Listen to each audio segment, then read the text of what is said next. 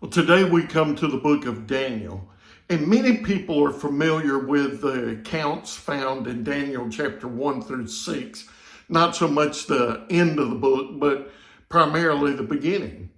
And remember, we've read Jeremiah, and Jeremiah was a prophet that was leading to the exile, and when Jerusalem was destroyed, he was left behind and eventually taken to Egypt.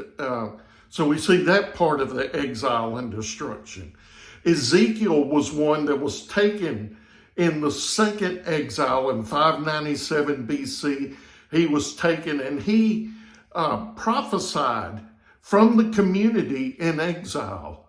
Well, Daniel is another part of that. Daniel was taken in the initial exile in 605 BC, but he was taken to serve the king. He and Hananiah, Mishael, and Azariah were some of the ones that were taken to serve the king.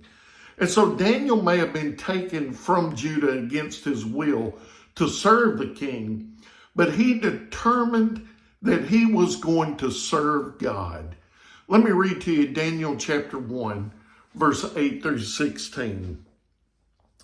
Daniel determined that he would not defile himself with the king's food or with the wine he drank. So he asked permission from the chief eunuch not to defile himself. God had granted Daniel kindness and compassion from the chief eunuch. Yet he said to Daniel, I fear my lord the king, who assigned your food and drink. What if he sees your face is becoming thinner than the other men your age? You would endanger my life with the king. And so Daniel said to the guard, whom the chief eunuch had assigned to Daniel, Hananiah, Mishael, and Azariah, please test your servants for 10 days. Let us be given vegetables to eat and water to drink.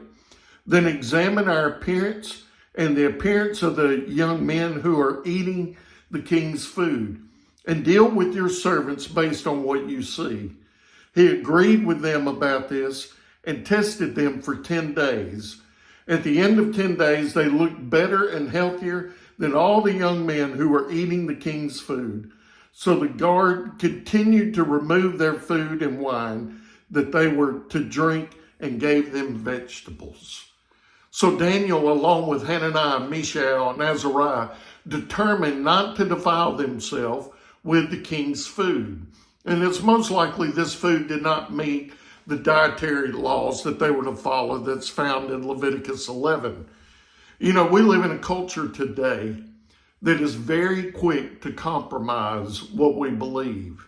And instead of giving in to compromise, let us determine to live out our faith and be determined like Daniel.